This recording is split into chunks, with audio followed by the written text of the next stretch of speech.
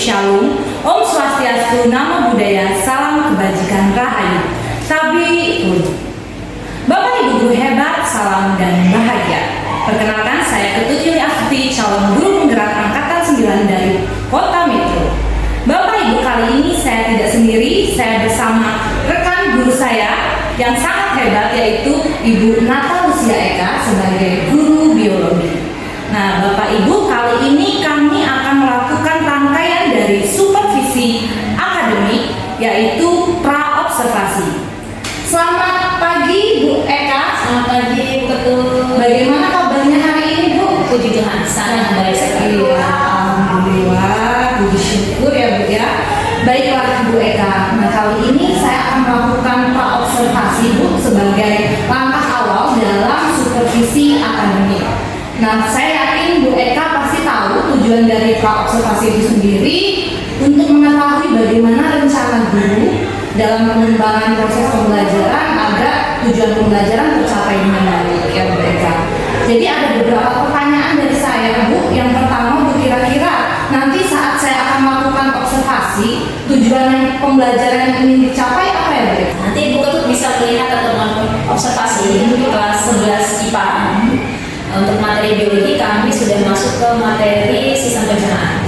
Memang kompetensi yang dimiliki oleh anak di kelas 11 terutama dalam biologi ini adalah kemampuan dalam pemahaman biologi, yaitu dalam kontennya, kemudian juga keterampilan proses mereka. Jadi tujuannya nanti memang anak dalam materi biologi ini nanti mereka harus bisa anak di dalam ini untuk mereka bisa menganalisis dari organ, bagaimana strukturnya, akhirnya kemudian mereka bisa mengkaitkannya dari struktur itu terhadap fungsinya dalam sistem pencernaan. Kemudian juga dalam keterampilan proses mereka akan pembelajarannya memang akan menggunakan dengan beberapa model pembelajaran, sehingga nanti juga akan memfasilitasi anak ini untuk meningkatkan kompetensi secara prosesnya, baik itu dalam melakukan literasi, mencari data, kemudian mereka menyimpulkan, kemudian mereka menganalisis datanya, kemudian menyajikan dan mengevaluasi apa yang sudah mereka dapat. Jadi tujuannya di sana.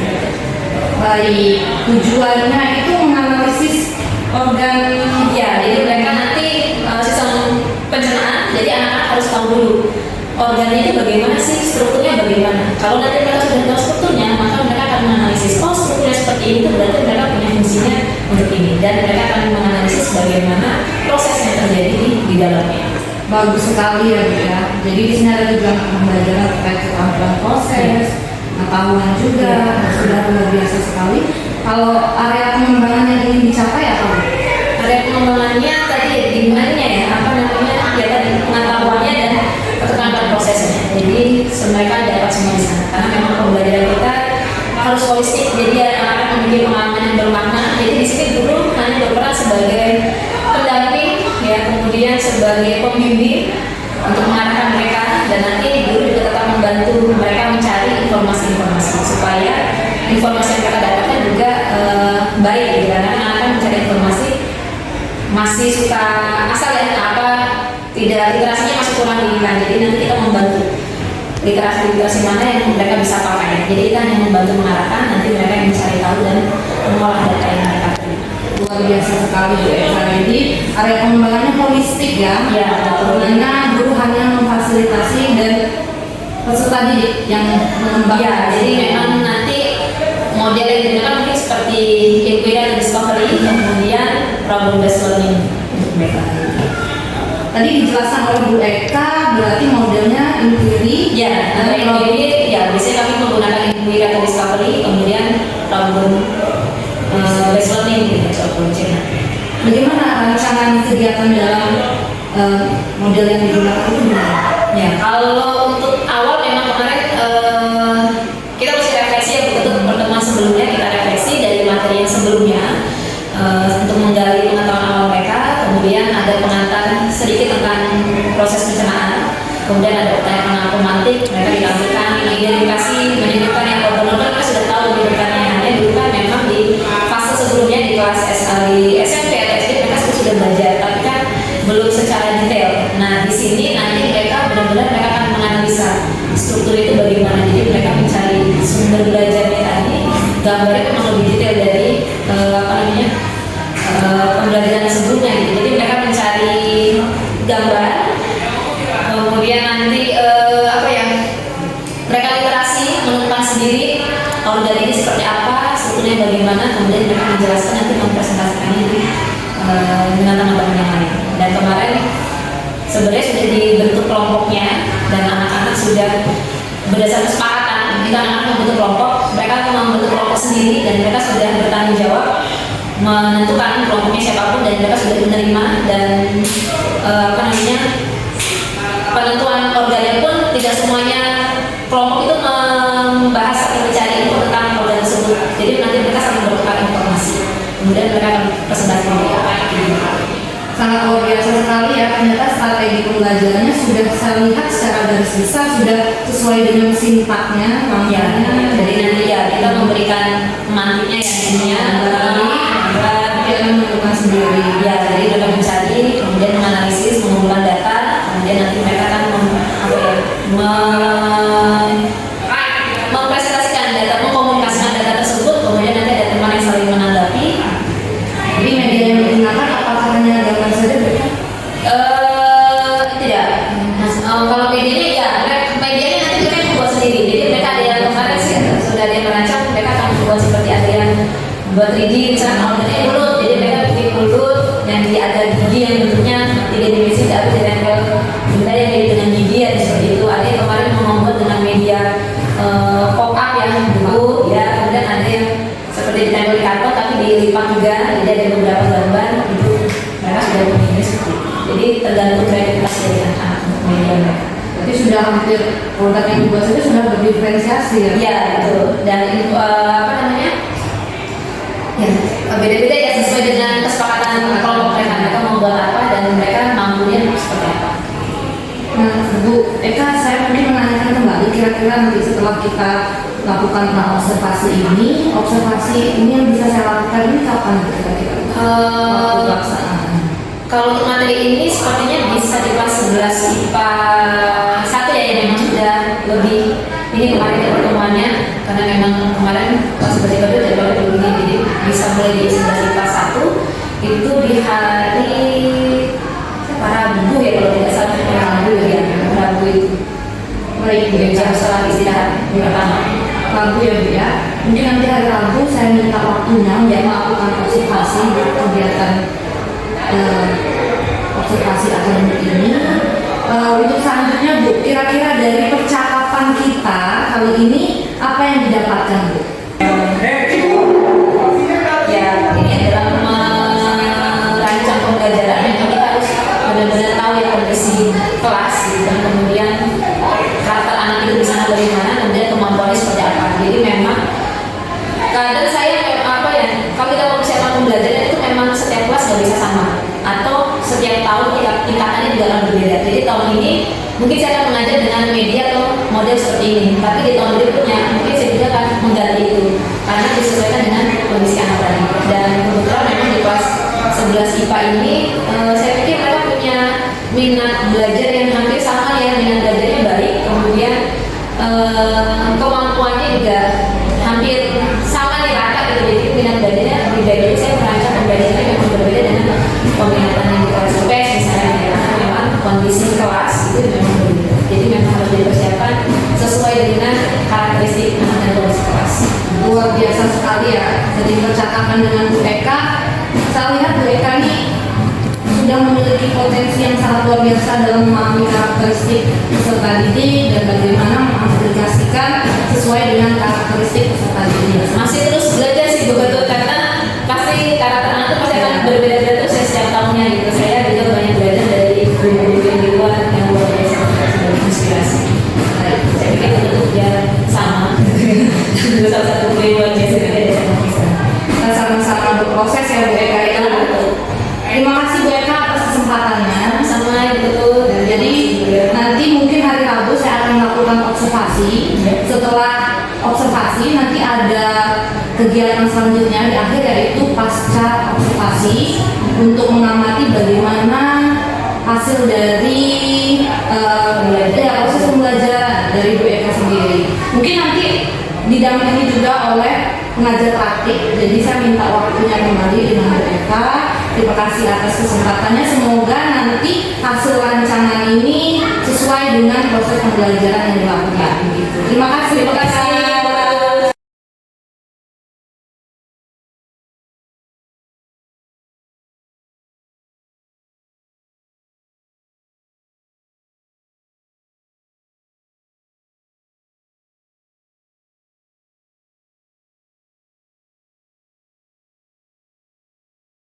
Ambil satu kertas, nanti kertas ini ada nama kelompok yang nanti harus wajib mengajukan pertanyaan untuk kelompok. Sebelum nanti semuanya boleh tanya ya. Jadi satu silakan ambil. Kalian ambil satu. Silakan. Lidah kita ini cuma bisa ngerasain 4 atau 5 gitu. Jadi asin, pahit, manis, asam, sama satu lagi itu umami kalau nggak salah. Kata yang wajib sih. Terus, nah, yang pengaruh besar pada rasa itu sebenarnya hidung kita. Jadi ketika kita ngirim makanan, nanti ada sel-sel di hidung kita kalau nggak salah itu juga menangkap rasa, jadi menambah rasa di mulut kita. Jadi sebenarnya kalau kayak orang kena COVID gitu, makanya dia nggak bisa ngerasain rasa kan. Sebenarnya itu karena mungkin hidungnya tersumbat gitu, jadi dia nggak bisa ngehirup aroma makanannya. Dia bisa ngerasa kayak ya itu 4 rasa dasarnya doang, nggak bisa lebih kayak karena kan dia nggak bisa minum aroma kan. Pipanya penyalur di antara mulut sampai ke lambung. Jadi itu di sini tuh terdapat esofagus juga. Esofagus itu pertama ada dibagi menjadi 2, ada bagian atas dan bagian bawahnya. Di bagian atas itu terdapat di daerah. Misalnya dilihat tuh lidah itu kan kayak ada teksturnya kayak titik-titik gitu kan, bintik-bintik gitu. Nah kalau misalkan kita makan terus yang panas gitu, terus kayak lidahnya tuh pori-porinya tuh kayak teksturnya tuh makin gede gitu. Apalagi kalau Ya, lambung ini kalau kita lambung itu kan organ itu pasti tersusun dari yang namanya jaringan. Salah satu jaringan yang menyusun lambung itu pasti. Selamat siang Bu Eka. Iya Bu Eka, minggu kemarin saya sudah melakukan observasi di kelas ini ya Bu. Terima kasih loh atas kesempatannya. Jadi Bu Eka, seperti perbincangan saya di awal saat pra-observasi, jadi kegiatan terakhir kita adalah pasca observasi. Pada kegiatan ini kita akan berdiskusi Bu, untuk merefleksikan bagaimana proses kegiatan itu di dalam kelas. Baik. Mungkin ada beberapa pertanyaan ya Bu ya. Yang pertama Bu, bagaimana perasaan Ibu terkait kegiatan observasi yang dilakukan minggu kemarin?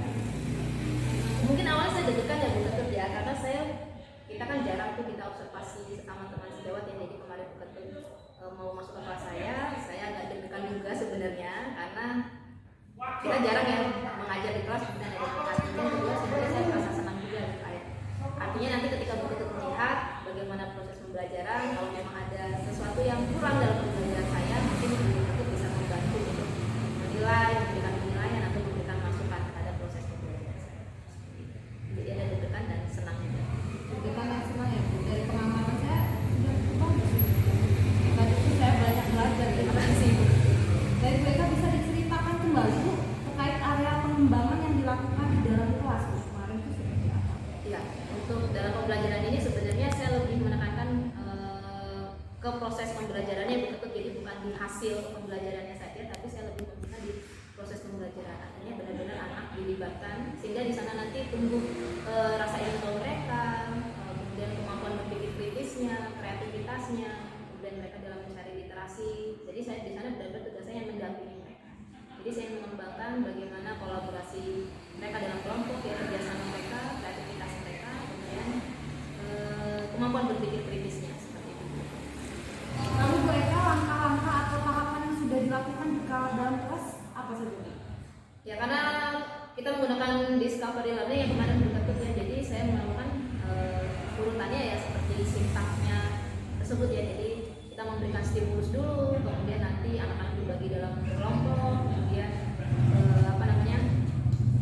anak-anak boleh mencari datanya, kemudian mereka mengolah data tersebut, kemudian mereka menyajikan dari data yang mereka sudah cari melalui literasi, melalui sumber-sumber informasi yang ada, kemudian mereka membuat semacam laporan, dan itu mereka boleh pilih bentuknya. Ada yang membuat dalam bentuk PPT, kemudian ada yang membuat dalam bentuk seperti scrapbook ya gitu ya. Jadi tergantung kreativitas mereka, jadi mereka menampilkan hasilnya itu di sana. Seperti itu sih Bu Ketut.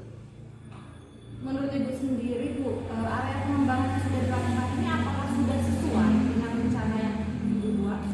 Ya sebenarnya kalau dibilang 100% sih belum ya Bu Ketut, karena pasti kita menemukan kendala atau kita lihat memang tidak berjalan mulus semuanya ya, karena memang apa ya, ada beberapa kelompok yang mungkin hasilnya belum maksimal seperti itu. Tapi saya pikir setiap metode yang kita gunakan memang pasti akan ada hambatan yang terutama dalam waktu. Kalau kita menggunakan pembelajaran dengan sintak-sintak seperti PBL, discovery learning, salah satunya adalah kita manajemen waktu, karena pasti membutuhkan waktu yang lumayan lama gitu. Karena memang kita fokus kita adalah di proses tersebut untuk mengembangkan kemampuan berpikir anak tersebut, supaya mereka bisa menemukan konsepnya sendiri ya. Jadi guru tidak lagi memberikan pembelajaran di depan kelas, tapi anak-anak yang mencari sendiri. Kita mendampingi mereka untuk mencari informasi. Luar biasa sekali Bu. Jadi kalau dibilang semua metode itu tidak ada yang sempurna ya, pasti 100%, tidak ada yang 100% tadi disampaikan. Hambatan apa yang dialami? Satu mungkin kalau fasilitas sebenarnya tidak ya betul ya. Mungkin ada beberapa anak yang memang minatnya masih belum tinggi satu. Kemudian mungkin tadi kalau karena dibentuk kelompok, ada beberapa anak yang memang ketika berkolaborasi dengan temannya ini mungkin belum dekat ya dengan temannya ya. Jadi apa ya, jalannya komunikasi antar mereka ini agak susah. Jadi sehingga ada mungkin anak yang bekerja tidak semuanya terlibat semua gitu. Jadi ada beberapa anak yang baru sebagian saja, atau mereka tadi komunikasi nggak baik, jadi hanya mereka beberapa anak saja yang kerja. Kalau dalam kelompok itu hambatannya sih. Dalam kelompok ya? Iya, hambatan dalam. Kalau menurut Bu Eka sendiri, mengapa hal itu bisa terjadi? Apa ya? Yang minat tadi ya mungkin ya, minat tadi juga. Kemudian mungkin mereka belum nyaman dengan kelompoknya Bu Ketut, karena tadi pasti ada, saya kira sih ada beberapa anak yang memang di kelas itu ada anak yang kalau dikelompokkan dengan kelompok lain dia merasa tidak nyaman, karena mungkin tadi ya, kalau saya perhatikan sih ada beberapa anak yang masih belum percaya diri dengan kemampuan mereka. Jadi ada waktu itu ada anak cerita juga, Bu saya membantuin tapi nggak boleh nih, apa maksudnya dia seperti tidak dipercaya oleh temannya, jadi temannya pengen ngerjainnya sendiri, kadang-kadang seperti itu. Jadi dari pihak anak sendiri ya Bu ya. Kadang kalau dikelompokkan masih belum bisa klop dengan kelompoknya. Ya, tapi mungkin juga sama ini sih, mungkin dengan ini juga begitu. Anak-anak kan kita terbiasa mendengarkan apa yang sudah disampaikan guru. Jadi kadang mereka kalau diminta untuk mencari sendiri dulu itu kadang-kadang mereka agak ya, karena mereka sendiri pasti gurunya langsung yang menjelaskan, terbiasanya seperti itu. Baiklah Bu Eka. Dari proses pembelajaran yang sudah dilakukan Ibu, apa evaluasi yang dapat Ibu ambil? Apa ya? Satu, pasti kita manajemen waktu. Kalau kita menggunakan itu memang dengan metode itu kita butuh waktu yang lebih agak lama ya betul. Kalau memang benar-benar. Tapi saya pikir itu yang memang nggak masalah sih, karena kan kita memang fokusnya ke proses pembelajaran. Satu sih itu evaluasi. Kemudian mungkin guru bisa lebih apa ya, memberikan rangsangan atau stimulus yang lebih menarik lagi ya, supaya anak-anaknya juga lebih berminat. Tapi kemarin saya coba di kelas yang satu ya memang lebih hidup gitu kalau untuk ininya ya, presentasi ataupun apa gitu, karena memang kondisi kelasnya berbeda-beda. Saya pikir mungkin kita bisa menggunakan metode yang berbeda walaupun itu mereka dalam satu tingkatan kelas, karena kita harus menyesuaikan dengan kondisi anaknya. Itu evaluasinya seperti itu. Artinya di kelas ini metode ini berhasil, tapi belum tentu di kelas yang lain metode ini berhasil. Baiklah Bu Eka, dari proses perbincangan kita kali ini saya lihat Bu Eka sudah mampu melakukan evaluasi diri ya, sudah baik sekali. Dan harapannya dari perbincangan kita ini bisa menjadi acuan bagi kita ya Bu ya, termasuk saya sendiri, untuk bisa meningkatkan kompetensi dalam proses pembelajaran yang menerapkan kebutuhan murid gitu ya Bu Eka. Bu Eka, terima kasih atas kesempatannya, diskusinya. Terima kasih sudah direpotkan. Semoga kita bisa menjadi guru yang selalu berfokus pada kebutuhan anak. Begitu ya Bu Eka. Terima kasih Bu. Ya, Sukses untuk Bu Ketut. Ya, terima kasih Bu.